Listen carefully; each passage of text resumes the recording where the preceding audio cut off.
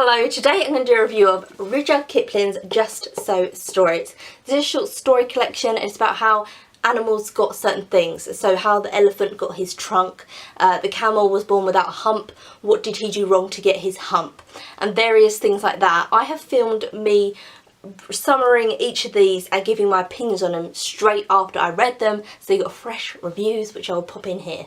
How the Whale Got His Throat is about a whale who's eaten everything in the sea and there's one fish left. And he says, I'm hungry, and then the fish thinks of a plan so that the whale won't be able to eat him. It was really fun. I also liked how there's a bit in it that you have to remember. So Rudyard keeps repeating that bit but talking directly to the reader and saying, remember that. The way it was done was interesting, it wasn't too repetitive. I really liked it. How the Camel Got His Hump is about a camel who doesn't have a hump, and it's set at the beginning of time. So the camel was made without this hump, but he doesn't do any work. He's very lazy, and every time anyone says anything to him and says, come on, you've got to do this work, he goes, hump. There's a bit where he's just looking at his reflection in the water and I just burst out laughing. It was like he was just admiring his beautiful self. The Djinn, which is spelled D-J-I-N-N, which is kind of a genie who looks after the desert and kind of rules it. And so the Djinn says, okay, I'm going to give you a hump. And that's how the camel got his hump. And he says to him, if you can make up for the last 3 days that you haven't worked, then you can get rid of your hump. But the camel has never made up for the first 3 days on earth when he didn't work. I loved this. So clever, so magical, and I was just in awe of it. I absolutely adored it. How the Rhinoceros Got His Skin starts with the rhino has smooth, lovely skin that he can take off. It unbuttons. Now there's a man baking a big cake for himself, and then the rhino comes along and eats the cake himself, even though he knows it's not his cake, because rhinos are very rude. The man then waits for the rhino to take his skin off and go for a swim. So the rhino skin is just laying on the beach, and the man steals the rhino skin and puts cake crumbs in it and currants, because that man only eats cake and it's to teach the rhino a lesson. So when the rhino puts his skin back on, it's all like wrinkly and got folds in it because he's got cake under his skin.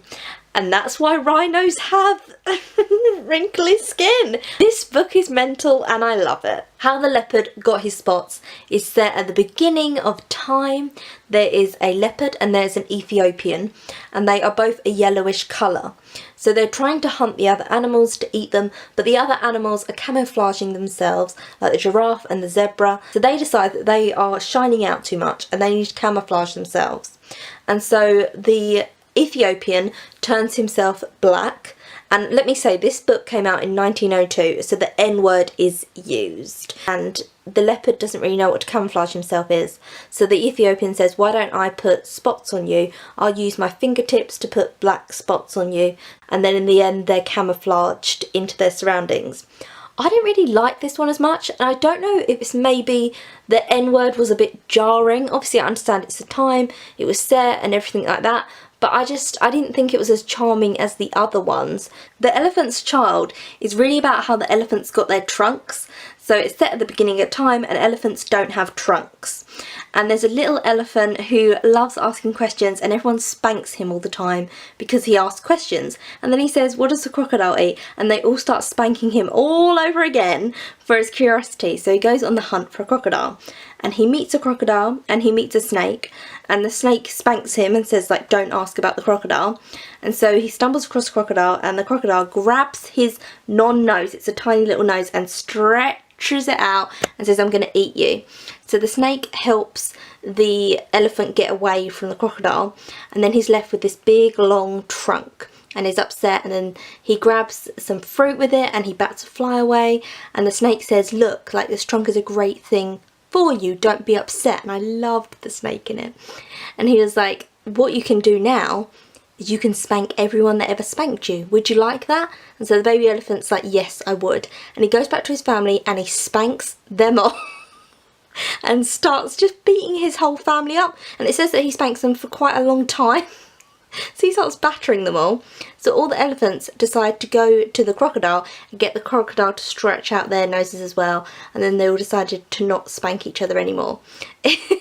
So the moral is, like, You need to have something to hit someone with that's important. I mean, it's an odd story, but I really liked that one. The sing-song of Old Man Kangaroo is about how the kangaroo got his legs. So it starts and he just has 4 legs and is walking about, and he goes to different gods and says, please can you change me to make me different from all the animals? And the gods go, no, no, and then one of them says, okay, fine. And then he sets the dingo to chase after the kangaroo, and the kangaroo is trying to get away from him, and then he gives the kangaroo his big long hind legs so the kangaroo can hop further away and get away from the dingo. And then he says, there, I've given you hind legs. The kangaroo is not very thankful of it. He's like, is this a joke?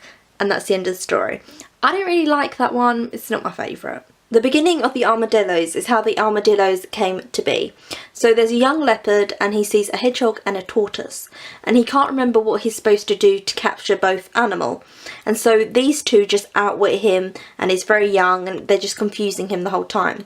And so he goes back to his mum and she tells him what to do, and then the tortoise and the hedgehog basically connect to each other for protection and they look like an armadillo.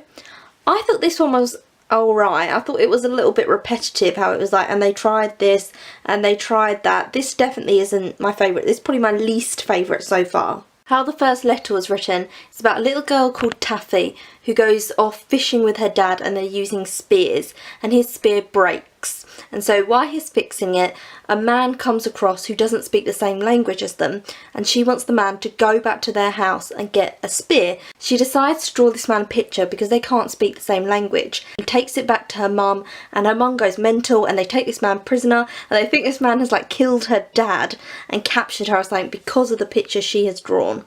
So they all take the man back to where Taffy is, and then realise that it's a complete misunderstanding. I really liked that story. I thought it was so sweet and so lovely. And he talks to the reader a lot in this one, and I love when Rudyard talks to the reader. He's like, oh beloved, that's when you know he's talking to the reader. And I loved that he spoke so much to the reader in this. I felt like he was reading the story to me. I loved this one. This is actually my favourite. How the Alphabet Was Made is a story with our good old friend Taffy again, which I want a whole novel of little Taffy.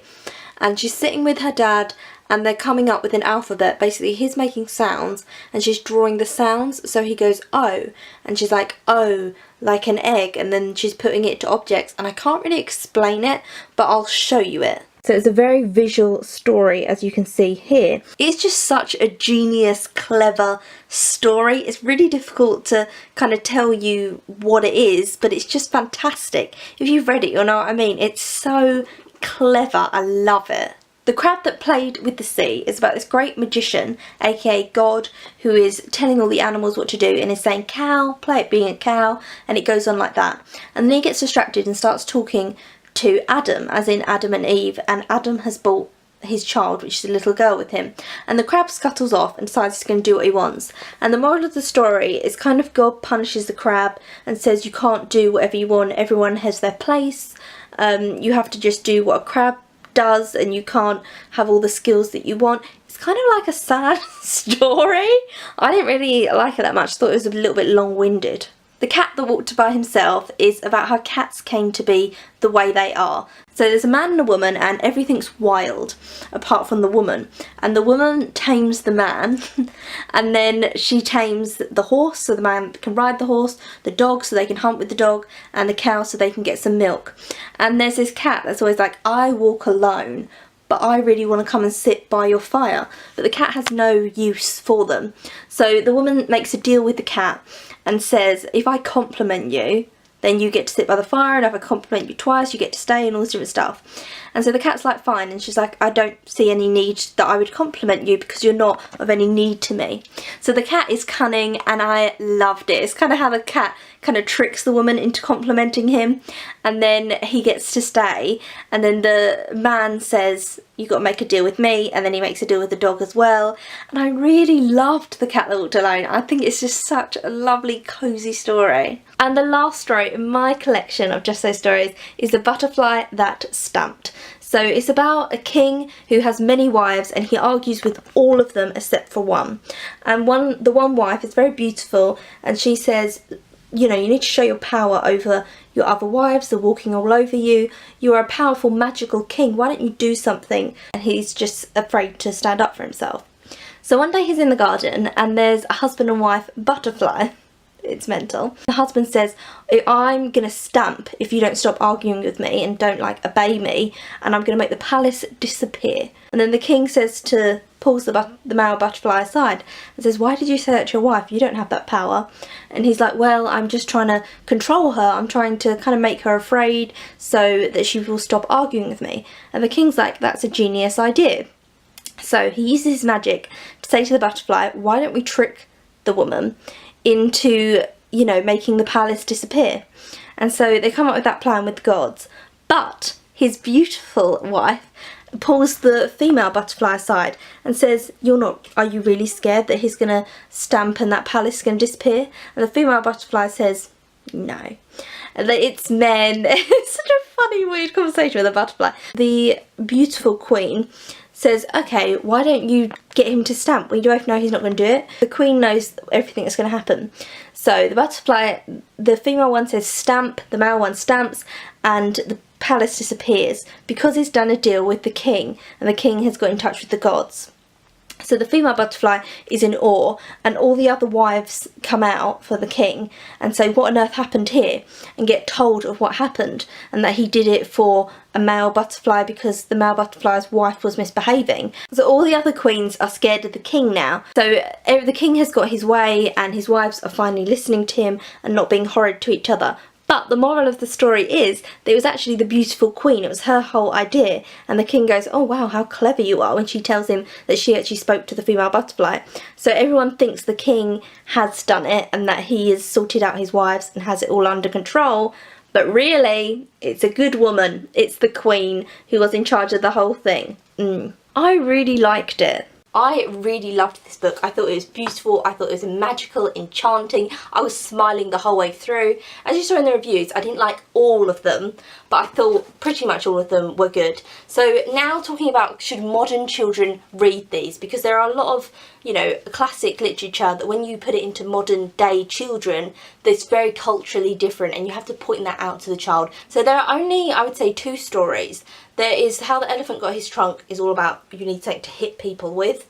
Maybe I'd change that a little bit. And How the Leopard Got His Spots uses the N word to describe a black man. So obviously you wouldn't use that word, you would change it, and then you could use it as like a learning thing. In another one, there's a picture of a swastika. But that is because the swastika didn't used to be a Nazi symbol, it used to be a spiritual symbol. This was first published in 1902. In my edition, this is the Children's Classics Everyman Library with illustrations from Rudyard Kipling, and I really liked his illustrations because he'll do an illustration like that and then he'll have a little paragraph of text explaining the illustration to you. I loved this. I adored it. If you're an adult, read it because you'll get so much enjoyment out of it. If you've got a child, read it to them. So tell me if you have read it and what you think about it, and I'll see you again soon for another video.